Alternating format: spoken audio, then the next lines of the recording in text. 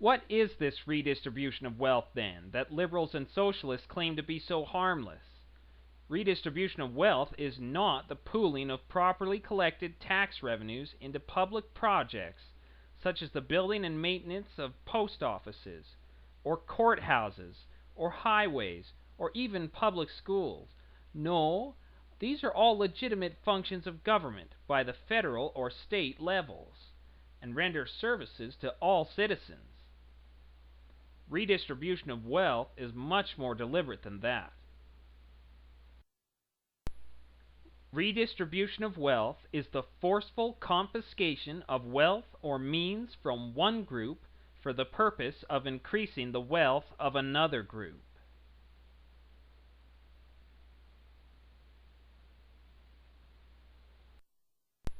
Redistribution of wealth is collectivist to its core. It is morally wrong as it constitutes the stealing of private property and the infringement of the unalienable right to property. Redistribution of wealth may be manifested in a variety of ways. It may be seen in the form of welfare programs for the poor, or in the form of bailouts for large corporations. It doesn't matter what form it takes. It is always wrong, because it denies the freedom of choice and the sacred right of private property, and is therefore an incorrect principle.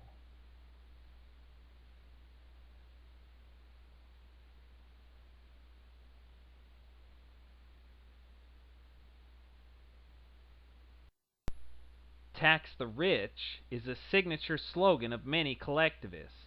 This is the idea of using the strong arm of government to take by force through taxation a disproportionate amount of wealth of the more affluent people and funnel it towards the use of others. It is a common tenet underlying the redistribution of wealth. Nowhere is the idea of taxing the rich more notable than in the idea of a graduated income tax. This is a tax in which, rather than taxing all people proportionately by a single percentage, people are separated by grades according to income. And the more income you earn, the higher the rate at which you are taxed, and therefore the bigger the bite the government takes.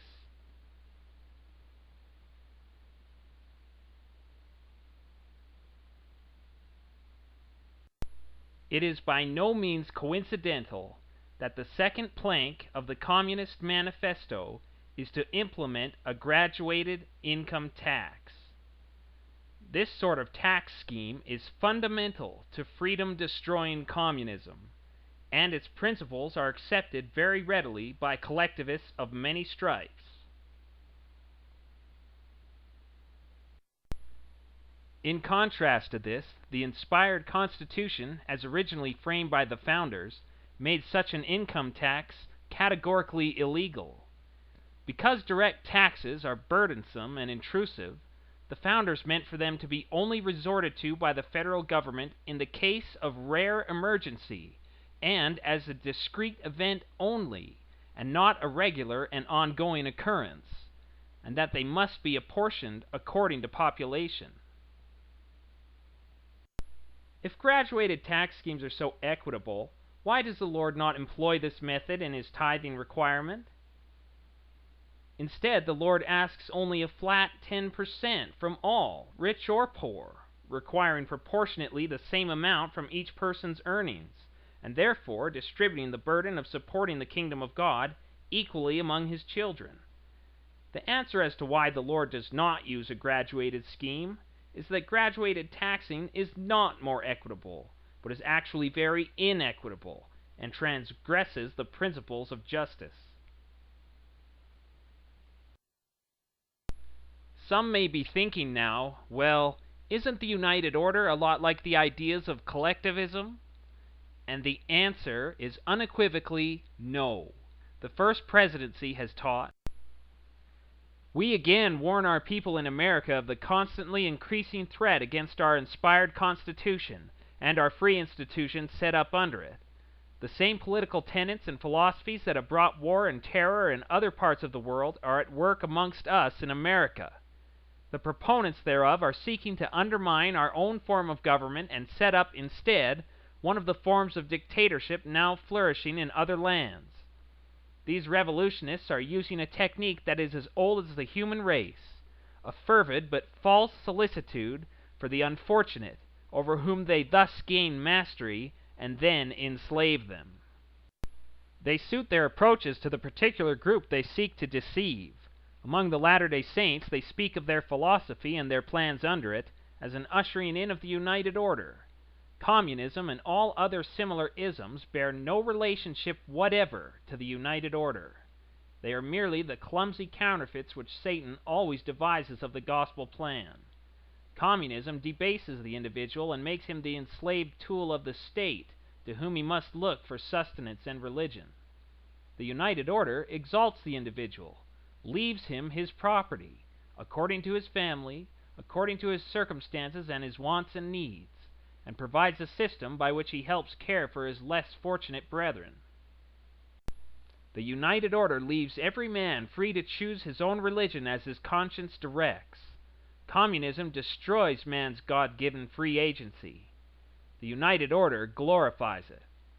Latter-day Saints cannot be true to their faith and lend aid, encouragement, or sympathy to any of these false philosophies. They will prove snares to their feet. Harold B. Lee, as a newly called apostle and having been head of the church welfare system, said in General Conference, "Contrary to the belief and mistaken ideas of some of our people, the United Order will not be a socialistic or communistic setup. It will be something distinctive, and yet it will be more capitalistic in its nature than either socialism or communism, in that private ownership and individual responsibility will be maintained." Marion G. Romney taught, "Further implementation of the United Order must therefore await the redemption of Zion." Here Zion means Jackson County, Missouri. When Zion is redeemed, as it most certainly shall be, it will be redeemed under a government and by a people strictly observing those just and holy principles of the Constitution which accord to men their God-given moral agency, including the right to private property.